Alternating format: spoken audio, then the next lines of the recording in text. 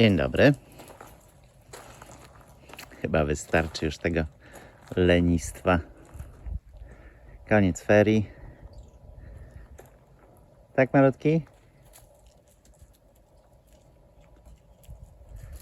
Koniec ferii. O, stół się rozwalił. Bo jest ładna pogoda. Ile my tu mamy? 5 stopni. Czas wrócić do pracy. Coś tam porobiłem, nie powiem, bo chociażby tu trochę ogarnąłem przy tym ognisku. Co, piesku, chcesz? Co ty chcesz, łobuzie? Dawaj to, dawaj.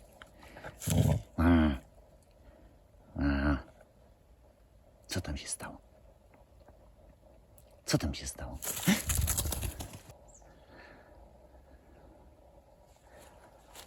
No właśnie, pokażę wam, jak wygląda dąb, który się zwalił tam w rogu. Zobaczcie, naprawdę olbrzymi dąb.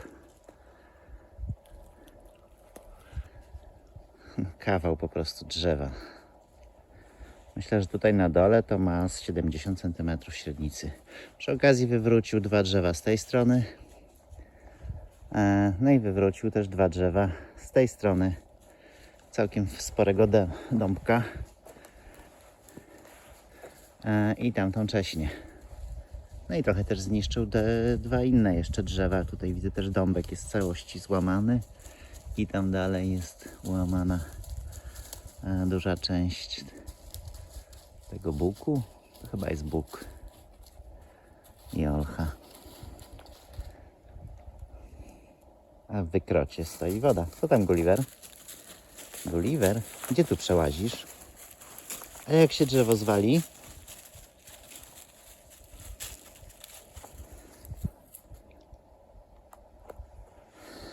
No dobra. Opsa.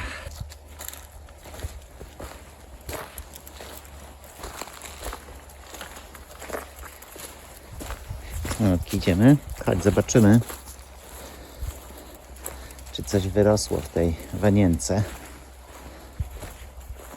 Jak to się nazywa? A, lasagna.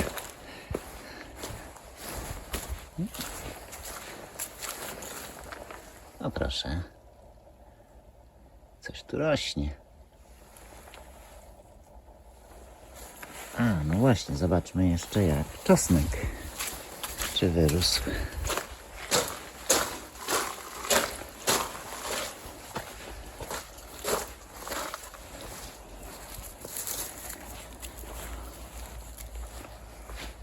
Tu był, tak? Jest, też rośnie, proszę. Jak ładnie.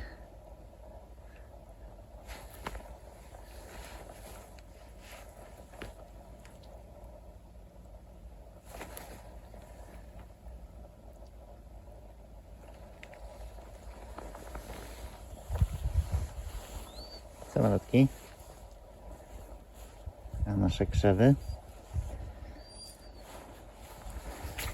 Z tego, co widzę, to uchowały się przed sarnami.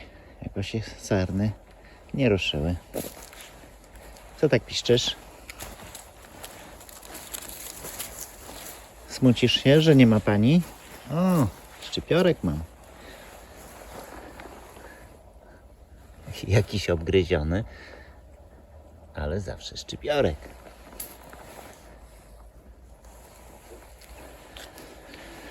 Dobra, wezmę się do pracy. Tutaj wypadałoby trochę gruzu powywozić i znowu utwardzić tę drogę, ale poczekam jeszcze chwilkę, bo tu cały czas jeszcze jest grząsko i wilgotno.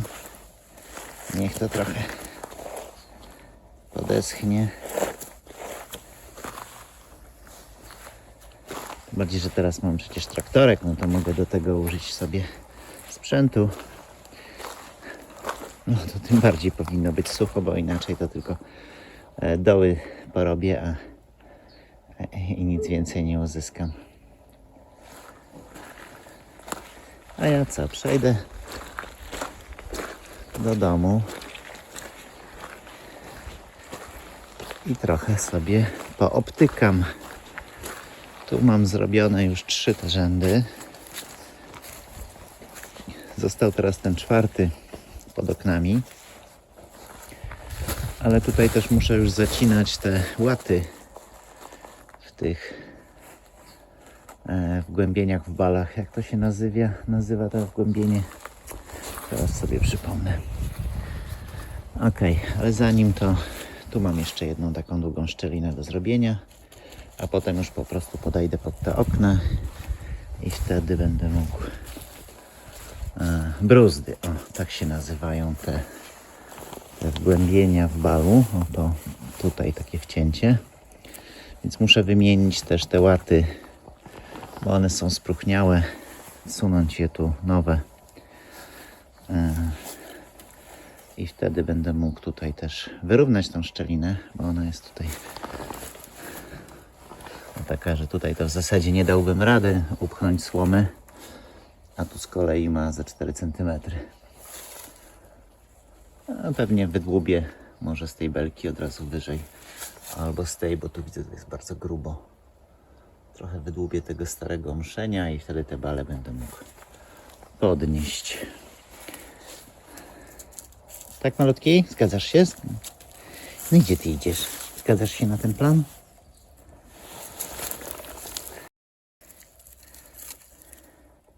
Jak ci się to widzi? No dobra, to tak. Tutaj już podniosłem. Jak widzicie, nie wiem na ile to wyostrzy. No jest jakieś w tym miejscu 3 mm. I tak samo z tej strony, może tu jest trochę więcej.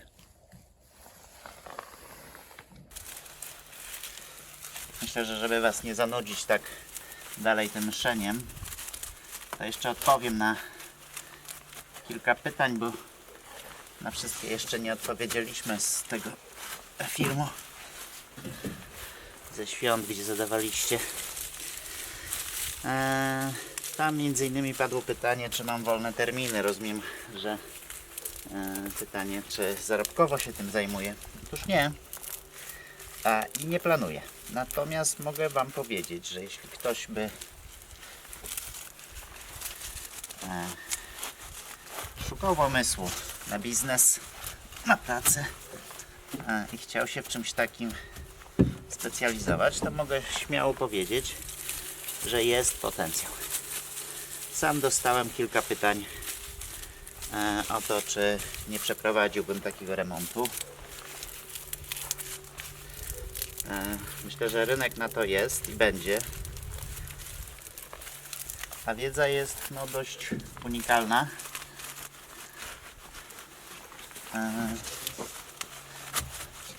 I mało jest firm, które takie usługi na rynku świadczą. Także na pewno jeszcze miejsce jest. Ja się tym nie zajmę, bo wiecie, no żaden inwestor by nie wytrzymał takiego mojego dłubania. To jednak trzeba mieć firmę, trzeba mieć pracowników, tak żeby te remonty szły sprawnie. Ja nie planuję.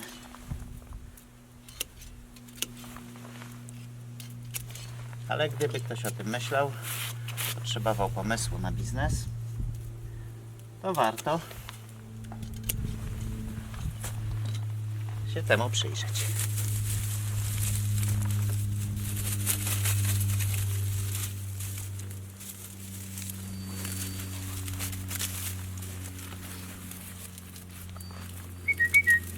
No chodź tu, co tam piszczysz?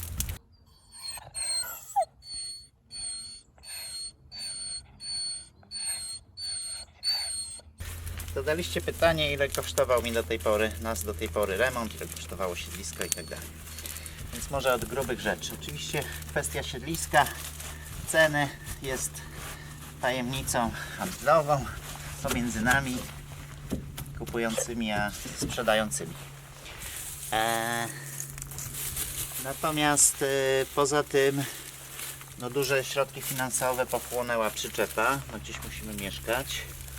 Na szczęście to nie jest taki wydatek, który już z nami zostanie. Przyczepę przecież można zawsze sprzedać. Ona jest w dobrym stanie. My o nią dbamy. W miarę oczywiście. Więc myślę, że bez jakiejś dużej straty będziemy mogli się jej kiedyś pozbyć i odzyskać część włożonych pieniędzy. Sprzętów, które kupowałem, też nie będę liczył, wymieniał, no bo to jest bez sensu. To są rzeczy, które będą służyły, mam nadzieję, długo. Traktorek na przykład to był też duży koszt. Jeśli chodzi już o sam remont, to robiłem takie dwa podsumowania przy tym, jak skończyłem wymieniać te podwaliny i przy tym, jak skończyłem robić również odwodnienie. No to były takie dwa największe koszty. Co tu przyszedł? Które się pojawiły. Ja Wam tutaj wyświetlę link w górnym rogu do tych filmów. Z tego co pamiętam, gdzie tu będziesz mi piszczał? Gdzie tu będziesz piszczał? Co ty chcesz, bawić się z tobą, tak? Ty. Z tego co pamiętam, ta wymiana podwaliny, coś słabo tu skręca. To był koszt około 10 000 złotych, no chyba trochę mniej. A zrobienie odwodnienia to było drugie 10 000.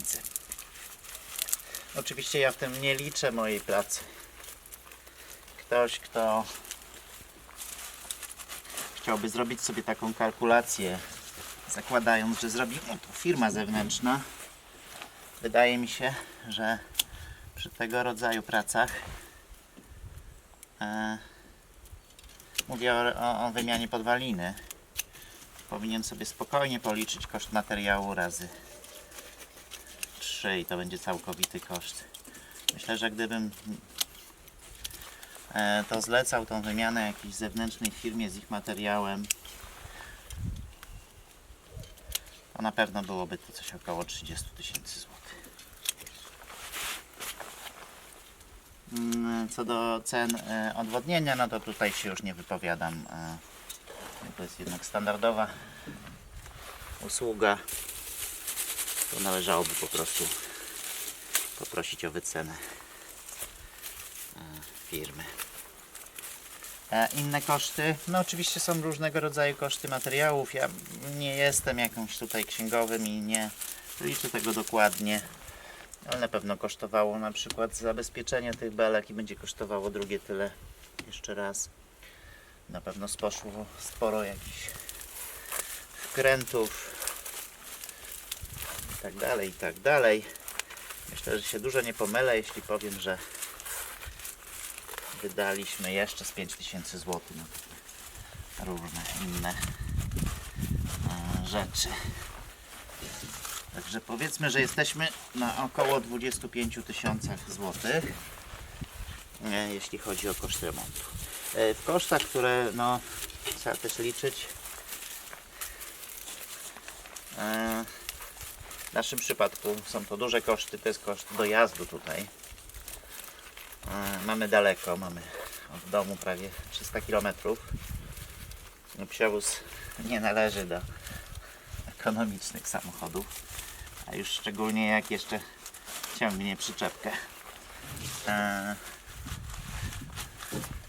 Także myślę, że parę tysięcy złotych ładnych poszło na ropę, na dojazdy tutaj. No i mieszkanie w przyczepie, no bo to jest dodatkowy koszt dla nas, dlatego że my mamy dom w innym miejscu, który też ogrzewamy i utrzymujemy, także tutaj to jest koszt po prostu ekstra. Przyczepa zimą potrzebuje dużo gazu.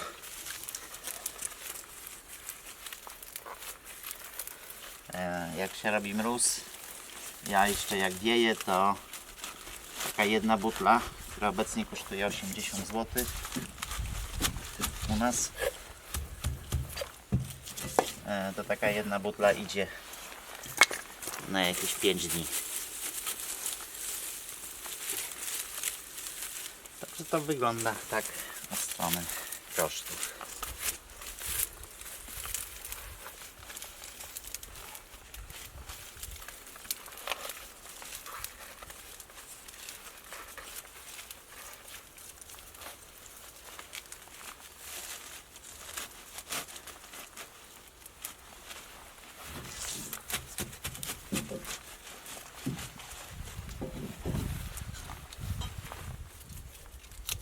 Myślę, że tutaj nic nie pominąłem.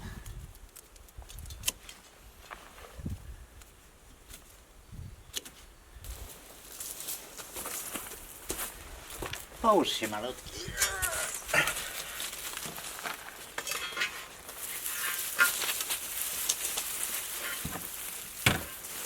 Powiem wam, że chyba pierwszy raz od co najmniej 1,5 miesiąca jest słońce i widzę słońce, bo tak to generalnie cały czas. Deszcz, chmury, śnieg, chmury, deszcz. No jest to po prostu dołujące. Piękna sprawa. Specjalnie nie tnę tego w przyczepie, tylko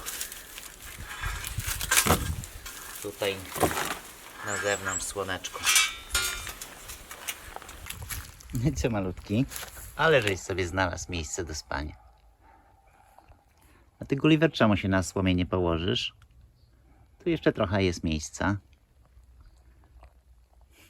Tak, pan miał tutaj sprzątnąć, ale no nie będę sprzątał. Jakiś piący piesek, jakiś piący. Co tam, Gulliver? Co się stało? Śpi. Śpi.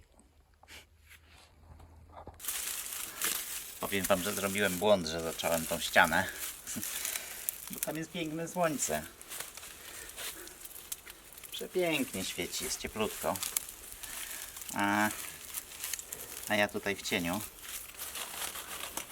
Nie wiem, jak wy sobie radzicie bez słońca, ale dla mnie to był naprawdę trudny okres. Ostatnio pamiętam, słońce było chyba w grudniu. Były takie 2 dni ładne, słoneczne. A poza tym wiecznie chmury, chmury i deszcz. Masakra. Mam nadzieję, że teraz będzie kilka dni słońca i będzie można nałykać się tych witamin. Zadaliście pytanie też w komentarzu, w jaki sposób sobie radzimy z komentarzami. Czy mamy hejt i tym podobne. Więc ja muszę powiedzieć, że my praktycznie nie mamy tego typu komentarzy. Znaczy ja też się też specjalnie nie rozczulam. Znaczy jeżeli jest komentarz, co jest rzadkością, w którym uważamy, że ktoś nas obraża, to ja taki komentarz po prostu usuwam. Ukrywam go na kanale i o nim zapominam. Nie zamierzam się w żaden sposób nad tym rozczulać. To jest przykre, ale co ja mogę poradzić? Trafi się kilka osób, bo dosłownie myślę, że to jest z 5 osób, które mam na tym kanale zablokowanych. Właśnie z uwagi na obrażający nas komentarz, czy też po prostu na słowa, na jakieś tam wulgaryzmy, które się w tym komentarzu pojawiły. A poza tym te komentarze, no powiedziałbym wręcz, że w drugą stronę. Często mam problem, jak się odnieść. Bo myślę, że chwalicie mnie przesadnie. Nie zawsze zasłużyłem. Czasami zasłużyłem, ale nie zawsze zasłużyłem na tak miłe komentarze. Czasami po prostu rzeczywiście nie wiem, co odpisać. Odpisuję dziękuję. No ale jest mi trochę głupio. Komentarze to też dla mnie bardzo ważna rzecz. To nie tylko dlatego, że YouTube wszędzie sugeruje, że kanał się lepiej rozwija, że film ma lepsze zasięgi, jeśli jest dużo komentarzy. Czy tak jest? Nie wiem. YouTube dla mnie jest w pewien sposób zagadką. Wielokrotnie łapię się na tym, że film, który dopieściłem, który wydaje mi się, że będzie no po prostu killer, fantastyczny, i wspaniały okazuje się być filmem średnim bądź słabym, a z kolei film, co do którego nie mam jakichś wielkich nadziei, nagle mnie zaskakuje. To jest ciekawe, nie wiem czym do końca YouTube się kieruje.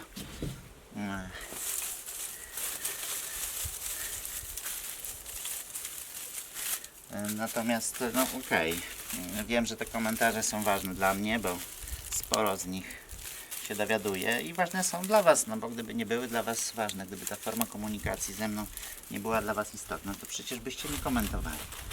A robicie to chętnie. Komentarzy pod każdym filmem jest sporo. Jest taka grupa też komentarzy, ja tego nie traktuję jako hejt i ich też nie usuwam, która jest w pewien sposób dla mnie irytująca, ale też się nad tym niespecjalnie rozczulam. Chodzi mi o takie komentarze, gdzie ktoś przekazuje mi jakąś uwagę, czy często nawet ciekawą wiedzę,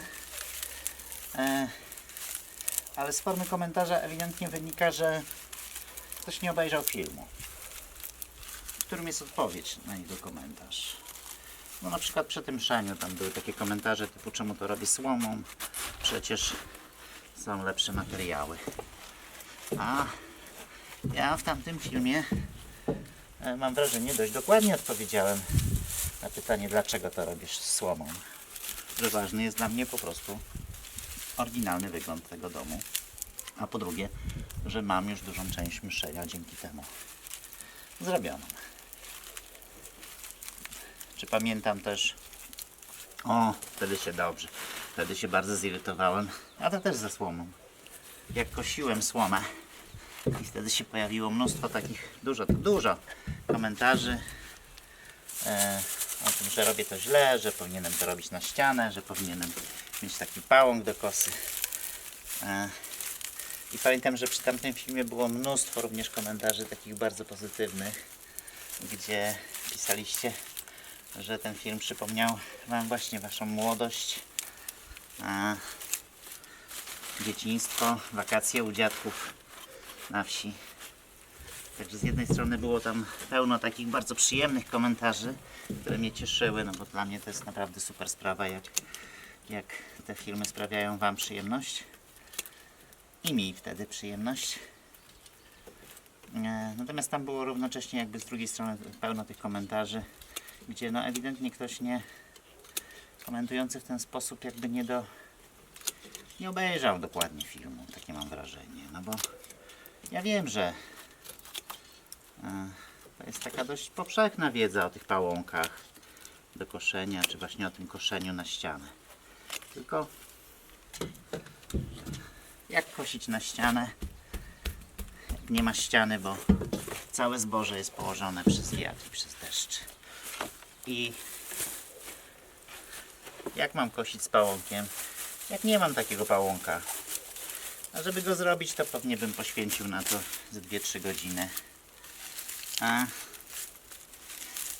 A ja mam do skoszenia kilkanaście metrów kwadratowych. Gdybym miał do skoszenia hektar zboża, to pewnie bym taki pałąk robił, bo wtedy to miałoby sens. I wtedy by to przyspieszyło mi pracę.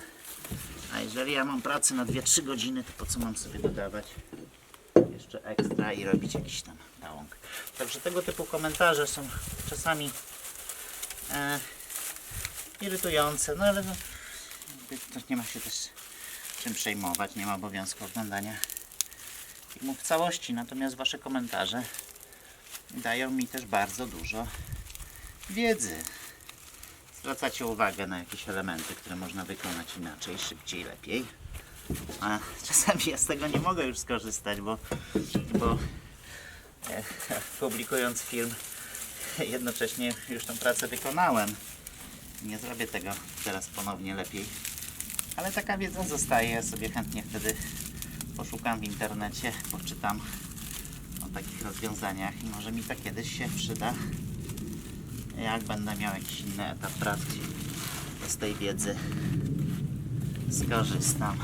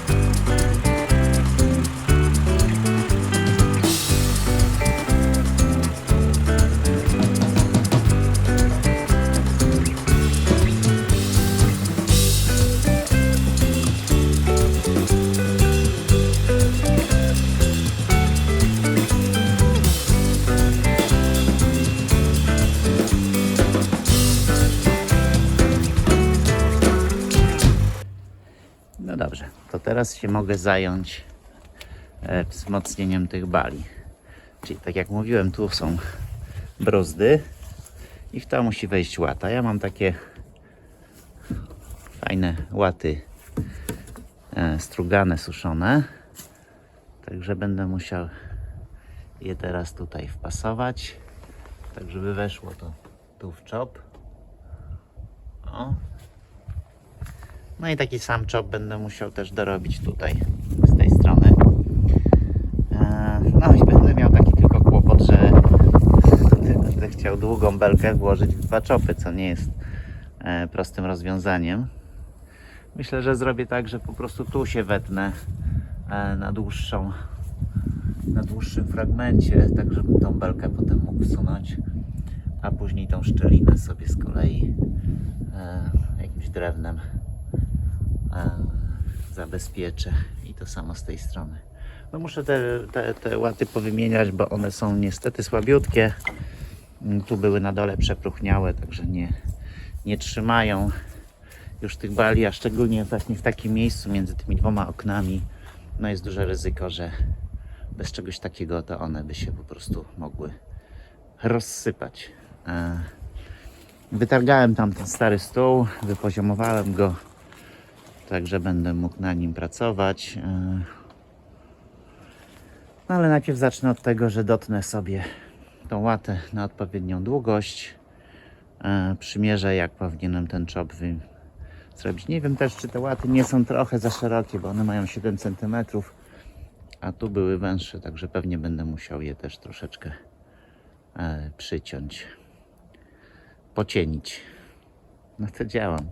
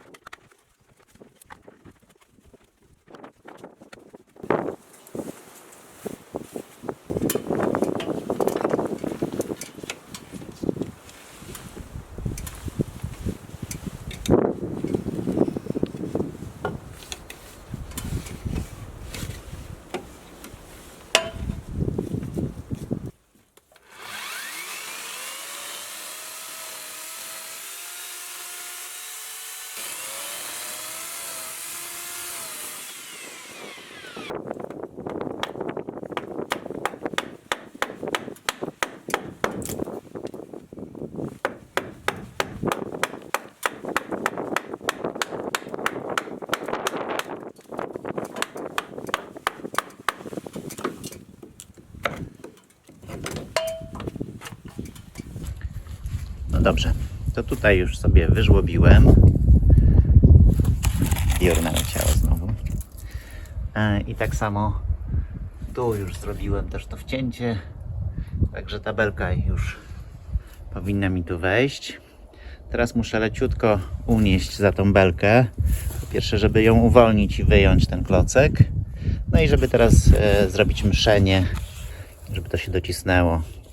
Tak, żebym dojechał tutaj mszeniem i potem mogę już włożyć tą łatę w tą bruzdę. Docisnąć te mszenie, które tutaj troszeczkę wystaje. I będzie ta strona już gotowa. To działam.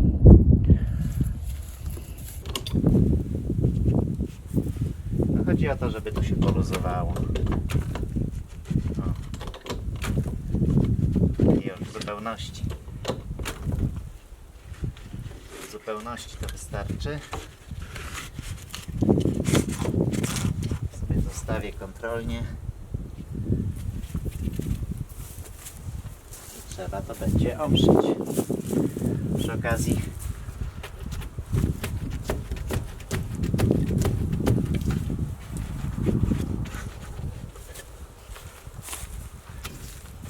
okazji przetestuję, czy umiem to kręcić w drugą stronę.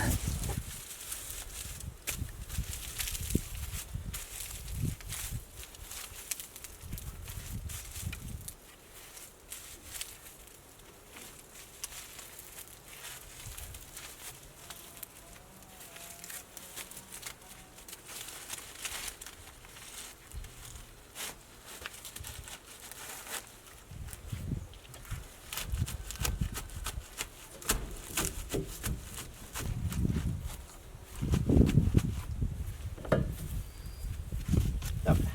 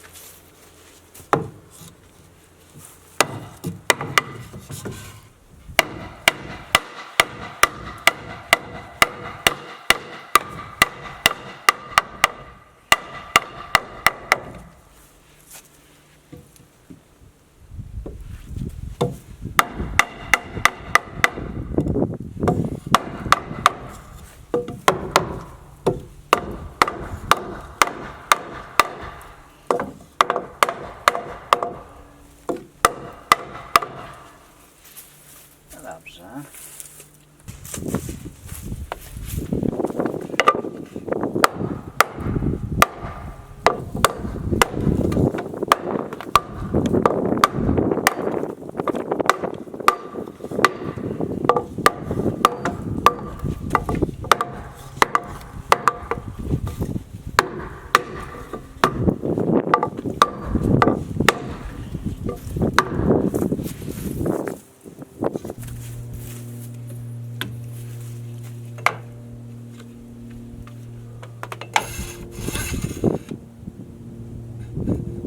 Słuchajcie, nawet pion trzyma.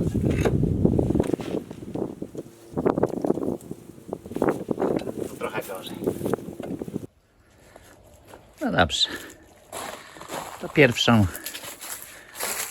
łatę w bruzdę włożyłem. Całkiem ładnie to się spasowało. Również tu. Na razie nie będę tego tutaj zabezpieczał. Nie ma takiej chwilowo potrzeby. Dopiero jak będę robił futrynę, to wtedy to sobie dopasuję. Tak samo ta beleczka chyba troszkę, ta łata za bardzo wystaje, ale to też zobaczę później. Zawsze łatwiej jest to trochę podskrobać. To co? Zostało mi jeszcze takich do zrobienia z tej strony 5. No i prawdopodobnie też tu to okno muszę prędzej czy później wyjąć. I myślę, że tutaj tak samo będę wymieniał te beleczki. Ale to już nie w tym odcinku. Jest jeszcze wcześnie wprawdzie. O, jak ty tu się położył? Prawda, piesku, że jest wcześnie? Wcześnie jeszcze jest, ale jest takie piękne słońce. Jest ciepło, że pójdę sobie na spacer. No dobrze, z wami pójdę na spacer, tak. Idziemy na spacer? No. A z naszej strony to już wszystko. Bardzo dziękujemy za oglądanie. A jeśli się podobało, to dajcie dyla. Dziękujemy i dobranoc.